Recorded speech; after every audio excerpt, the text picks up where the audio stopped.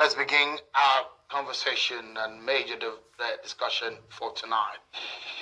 There is a crack in the presidency. There is yet no word from President Muhammadu Buhari nor his office over the leaked memo from the office of his National Security Advisor, Babangida Monguno. It appears to be an uneasy calm in the presidency. Crack, that's what we perhaps will refer to it. Regarding the revelation of a spat between the Chief of Staff to the President, Buhari, and the National Security Advisor, retired Major General Babangida Monguno. In a leaked memo dated December 2019 and sent to the service chiefs and the Inspector General of Police, with the President and the Chief of Staff as well as some ministers in copy, the NSA accused the President's Chief of Staff of usurping the powers of the President and interfering on issues of national security. General Monguno explains that many gains recorded in the effort to secure the nation and being undermined owing to the interventions of Mr. Buhari who allegedly presides over meetings with service chiefs and heads of security agencies and diplomatic officials in the absence of the NSA. He therefore directed the security chiefs not to take orders from the Chief of Staff, as he is not the head of the security forces, neither as he was swore to an oath to defend the country.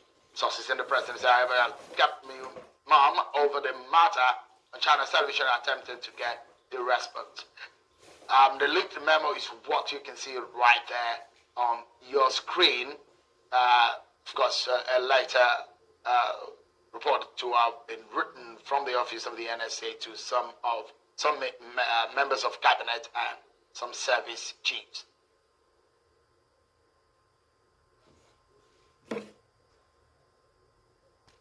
Who is Buhari, Chief of Staff to the President? What are his roles? He's a major man behind the President, perhaps the hand on scene, controlling the affairs in the presidency. He's the one that is in charge of the President's daily itinerary and schedule. He's a man who tells you what the President will do on a daily basis. Does he have a role to play in the Nigerian constitution? Maybe not stated, but his role is very vital. Is he a member of the cabinet? You see him there in the cabinet. Does he have a power to act on behalf of the President? Of course, as he stated in his duties.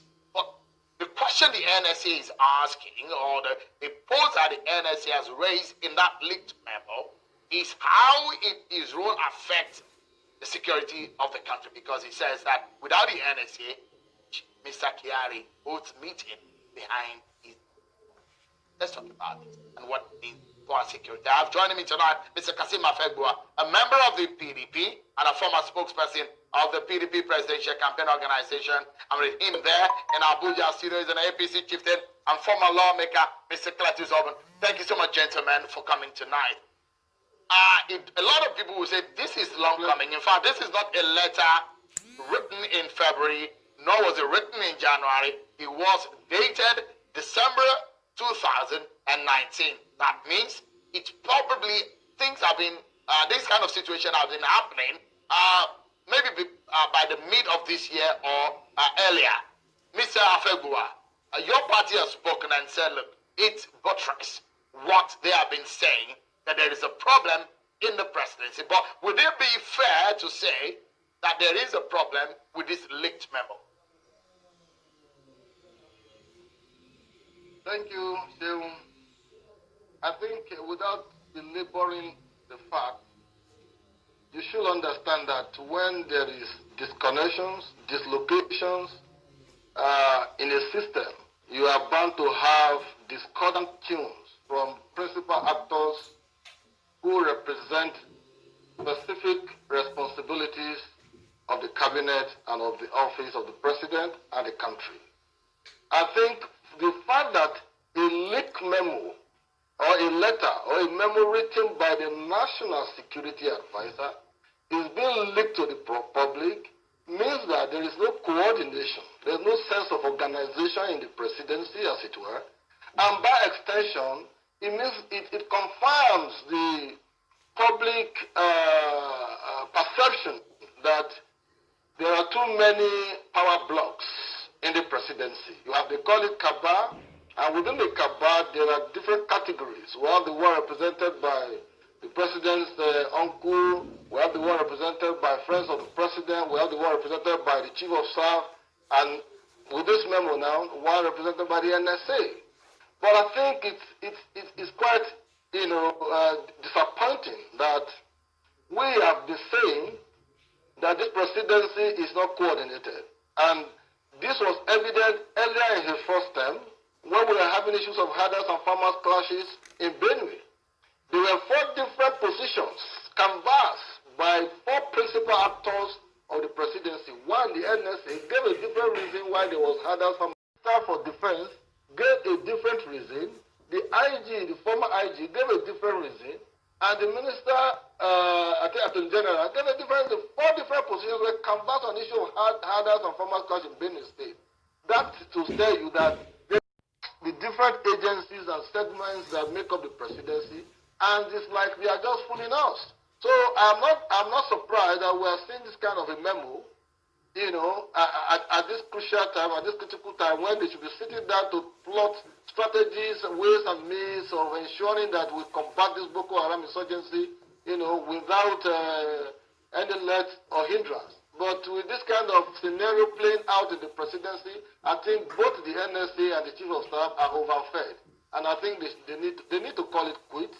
Both the chief of staff, both the NSA, they should ease themselves out.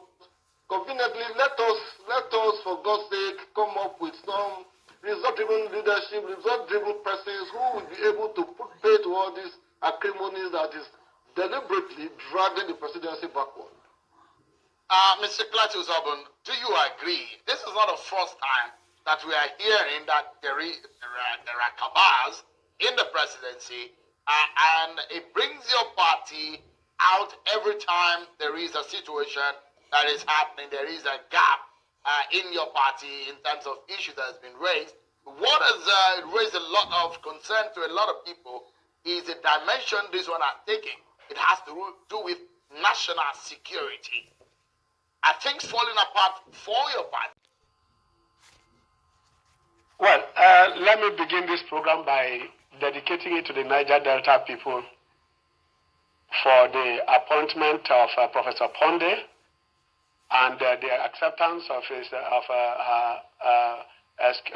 being excused from the seat by Joy Nuna, and as well as the former president of the African Development Bank into the NDDC interim committee to say that the Niger Delta people, under the forensic audit on the supervision of the Niger Delta minister, His Excellency Godswill Akpabio, that the Niger Delta people are going to see a new Niger Delta with what is going to come out.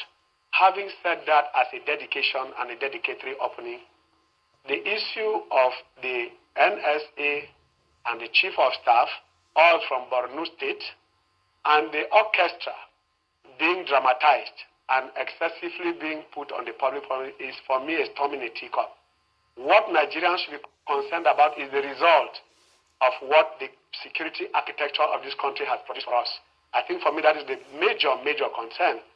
And that can come out from this kind of interplay from not even major, because the NSA, the security chiefs, the chief of staff, I think are dancing on the grave of those who have lost their lives and lost family and have been orphaned. And each morning I pray, I say to God that He should give us the opportunity to help the poor and the needy, the orphans and the widows. But this consciously and deliberate effort to orphan children and to widow women, and then people come in here to talk about power play, for me is the height of sadism. I do think that even the PDP shouldn't play up the issue of what is happening, because if, for instance, a Christian and a Muslim from the northeast and northwest or southwest and southeastern Nigeria were involved in this intercourse, this altercation, this dramatic, tragic drama that is wasting lives and wasting Nigeria's time and energy, I'm sure they would have read political and religious meanings into it. Today,